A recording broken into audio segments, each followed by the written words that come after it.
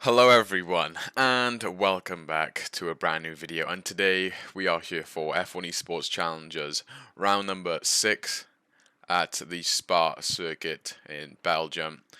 If you didn't see Britain, I recommend you go and watch that first. That was the first race in this event. So obviously there's 5 events with 10 races, so 2 races each event, obviously. And this is the second race of the event, so I recommend you go and watch Britain first. But yeah, today, of course, we're here for the one-shot quali and 25% race. And if you look on the screen, actually, it says towards the end of the race, or about 20 minutes into the race, it's going to start raining. So that's quite interesting. The softs at Spa can go quite the distance, and there is only 11 laps. So it's most likely that we're going to be able to drag the softs out to the rain, but we'll see. It's going to be an interesting one anyway, because it might not rain enough at all, to be honest. You never know.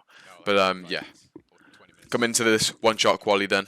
For turn 1, you're looking at the 100-meter board, braking hard down into first gear momentarily, then short shift quickly up to third to get the traction down.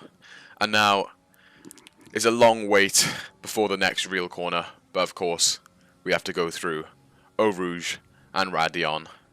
And now you're just going to be preparing for the middle sector. To be honest with you, I'm in a position where I just need top 6, so these laps aren't going to be ridiculously insane. They're just going to be safe. But anyway, coming into sector 2, braking on the curb before the 50-meter board. Take this inside curb, but just use every curb. Just do it. Just watch the driving. You just want to abuse every curb. Once again, braking on this curb. Avoid this one. Stay as tight as possible, and then let the car run out wide. Put the power down. Again, using the curb. Make sure not to run wide here. It's very easy to do so and invalidate your lap through no name. Into P1 then. As you can see, a little bit cautious. We missed that inside curb, and then we didn't use enough of the outside curb. We didn't really push through there. And now braking on the 50-meter board. Take as much of this curb as you can, and this one. Make sure not to invalidate your lap on the exit. And we take that very safe. We are nowhere near the exit curb. Coming to the third sector then, using all that curb, taking that corner in fourth gear. And now, once again, a little bit of a break before the final bus stop chicane. You don't want to ruin your lap right at the end of that chicane. So our second sector split was a 0.8, which is pretty terrible, but as I said, it's not the fast lap, it's the safe lap. So braking after the 100-meter board, down into second gear, clip both curbs. I probably took a little bit too much on that second curb there, but get the power down on the exit, and we do a 40.7, which is enough for P4. Well, you can't see because my face cam is in the way. But yeah, that was enough for P4, which I was pretty happy with considering how safe I took the lap. Hey, Alessio. Alessio on pole with a 40.5. That's a very good lap for one-shot qualifying. Fire this week. Oh wow, that middle sector. And then it was Ben Zabo P2, Patrick Sipos P3, and ourselves in P4. So, jumping straight into the race then. No formation lap, so we just go straight away. The 5 red lights for the Belgium Grand Prix, and the lights are out. And as you can tell, once again, we've been absolutely destroyed off the start. We're down to P6. Sven Nola goes wide on outside. He gets a bit of a squeeze from us. We've somehow got a collision with Nicolas Matteo. I'm not sure where that's come from, but we have lost a position to Nicolas Matteo. Literally a carbon copy of what happened in Silverstone. So that's a bit annoying, but yeah, I'm not sure what's happening to our starts.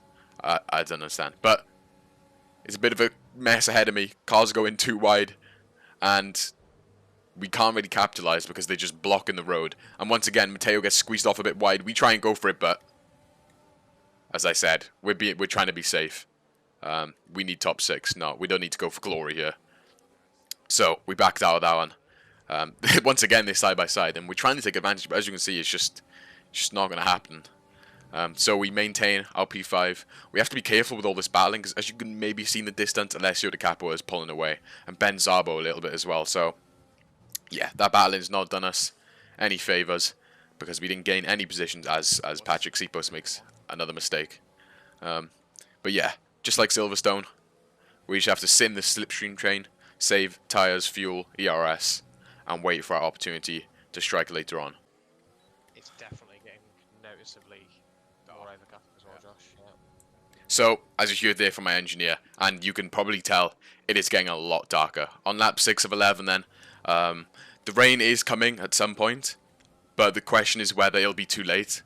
If it starts raining on lap 10, then it might not even be worth pitting, but it is a long lap, and you don't want to get stuck out there on the wrong tyre, obviously. So you always got to be assessing the situation.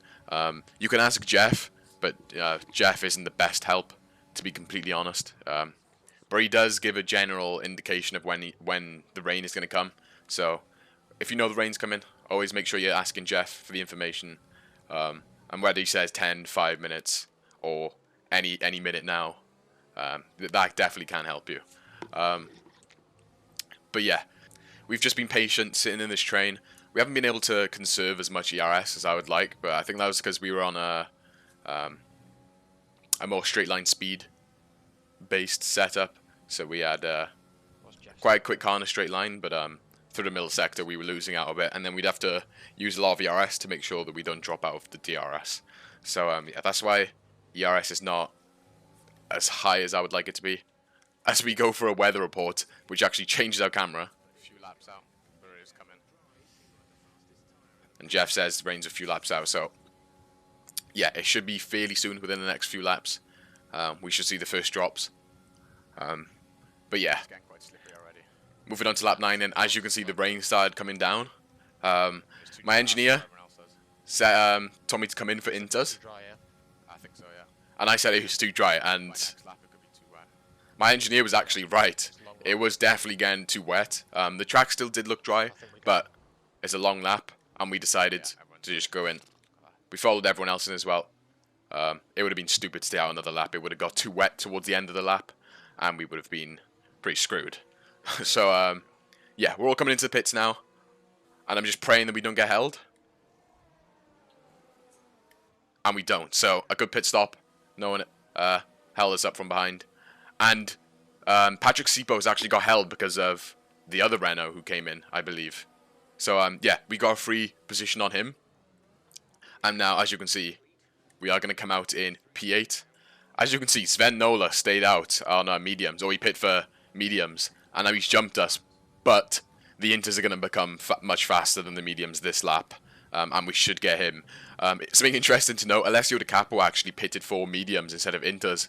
I think that was a mistake by him. So it's going to be interesting to see whether we actually catch up and overtake him towards the end, because he is a few seconds up the road. But as you can see, Matteo is past Sven now, and up next is Ben Sabo. And we can't lose time, because we can still maybe get a jump on Bence. We have a lot of ERS saved, but we just can't get stuck behind Sven. So, yeah, you can see already, Matteo's got a little bit of a gap. Sven is struggling. And now coming into No Name, he's gone deep, and Bence is actually going to go for the move. Sven has literally zero grip, and it's going to be a pretty comfortable move for Bence into Puon. We're going to think of following him through, because as you can see, Matteo has just dropped Bence just from getting stuck behind Sven. So we're going to go down the inside, brake later, with the extra grip that we have, and it was crucial we get that move done right there. So now we're still within 6/10 range of Bence, even though DRS, well, gets literally disabled then. We might get a little bit of slipstream in the inters conditions, and we got some ERS left to use as we almost spin into a wall there. That was a close one. But yeah, we have some ERS to spare to try and catch back up. And as you can see on the top left of the screen, Alessio Di Capo 1.8, he is dropping down the order, and yeah, you can see right there. Alessio stayed out. Alessio went on to dries. Oh my god. Look at the traction he's getting, absolutely awful. Bence is already passed before the start-finish line. We have to, again like Sven, we have to get a move on, so we dive it down the inside of turn 1. Nothing Alessio can do. He is literally sliding around the track. Yeah, it was important we got that move done there to have any sort of chance of sticking with Bence. Got held, obviously, because him and Bence ran out. So, yeah, we're into P3 now from what was P5 when we were sitting in the train. So, the right strategy call has got us into this position. And then with Patrick and Bence both being the Renault and pitting, we gained a position there. And then Alessio going on to the medium. So, yeah. Unlikely that we're going to be able to overtake Bence in these inters conditions. and he probably has some ERS saved up as well. So coming across the line to end the race, and as you can see, P3, we're fairly happy with that. Obviously not a win, but Really good, yeah, pretty decent result anyway. really solid points, both Solid races. points, Held on it, nice held and on, made the right consistent, call. just what we Good need to secure that top 6. As you can see, Alessio Di Capo finishes P8, championship leader, after winning the first race That's in big. Britain. That's big. Only getting 4 points today in Spa, so yeah, that'll be a good, interesting one for the championship. P2 man in the championship, Patrick Sipos finishes P4, so Let's go, yeah, boys. he'll gain some back on Alessio there. Nicholas Matteo, who won the race, Back up real quick, hang on. also came P2 in Britain, so a very good event for him. And he is most likely going to jump us in the championship. He might jump all the way up to P2, actually. We'll have to see. But yeah, guys, I hope you enjoyed. The next Challengers event is actually the 1st of April, so quite a while that we have to wait. But yeah, anyway, thank you for watching. I hope you enjoyed, and I will see you in the next video.